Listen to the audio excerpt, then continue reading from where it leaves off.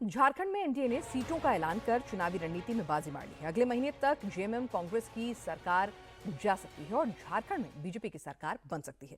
BJP कैसे इस चुनाव पर अभी से भारी पड़ती हुई नजर आ रही है, आइए आपको इस रिपोर्ट के जरिए समझाते हैं।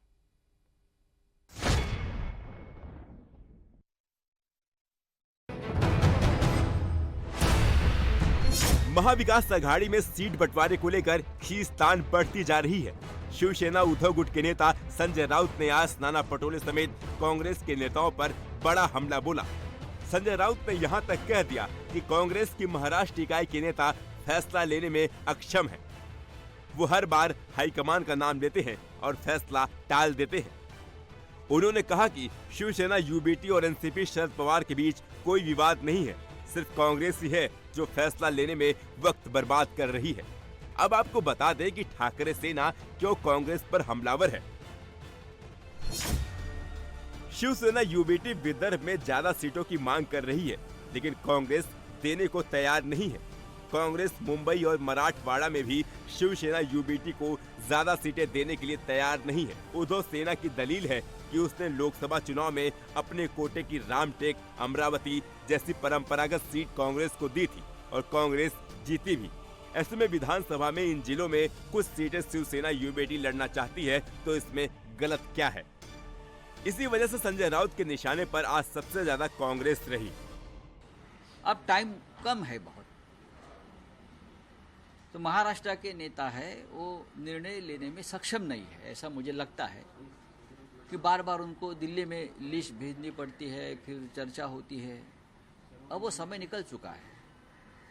हम चाहते हैं कि जल्दी से जल्दी ये फैसला हो जाए। एनसीपी और शिवसेना में कोई ज़्यादा मतभेद नहीं है, कांग्रेस में भी नहीं है। समझ लो कि कुछ सीटें हैं जिनके ऊपर सभी तीन पार्टी दावा करती है।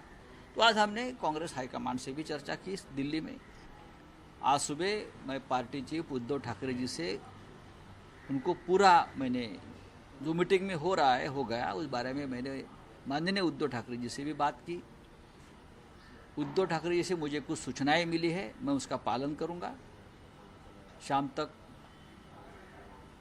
और मुझे लगता है कि ये मामला सुलझ जाएगा। कल बांद्रा के सोफिटेल होटल में महाविकास आघाड़ी की सीट बंटवारे पर मीटिंग हुई थी। महाराष्ट्र में 288 विधानसभा सीट है। महाविकास आघाड़ी ने 263 सीटों का बंटवारा कर लिया है। 25 सीट ऐसी है जिनमें पेच फंसा हुआ है। इन सीटों पर कई पार्टियां अपना अपना दावा ठोक रही हैं। कांग्रेस का दावा है कि उसने तय हुई सीटों की लिस्ट और झगड़े वाली सीटों की लिस्ट हाईकमान को सौंप दी है। आखिरी मुहर हाईकमान ही लगाएगा।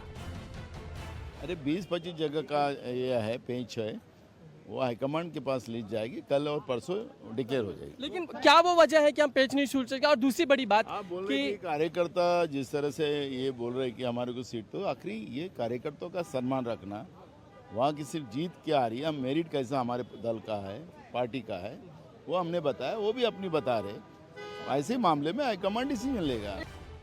मुंबई की सीटों पर भी महाविकास आघाड़ी में विवाद है।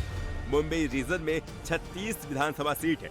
रिपोर्ट्स के मुताबिक 33 सीटों पर सहमति बन गई है। इनमें कांग्रेस 15, शिवसेना यूबीटी 18, एनसीपी शरद 2 और समाजवादी पार्टी को 1 सीट दी गई है। 3 सीट कुंडला, भाईखला और अणुशक्ति नगर सीट पर पेच फंसा हुआ है। लेकिन अंदर खाने की खबर यह है कि मुंबई समेत महाराष्ट्र की करीब 10% सीटें ऐसी हैं जहां एमवीए में सहमति नहीं बन पाई है। अभी करीबन 10% सीट है कि उसके बारे में चर्चा होना बाकी है। उसके बारे में चर्चा करके जल्द से जल्द हम पूरी यादी हमारी डिक्लेयर करेंगे। और कौन कौन जाएगा? तीनों पार्टी के लोग इलेक्शन कमीशन के सामने कुछ हमारी कंप्लेंट्स है, जो प्रक्रिया चालू हुई है इलेक्शन की, उसके बारे में कुछ कंप्लेंट है। उसके बारे में हमारी कंप्लेंट दर्ज करने हम इलेक्शन कमीशन के सामने जा रहे हैं।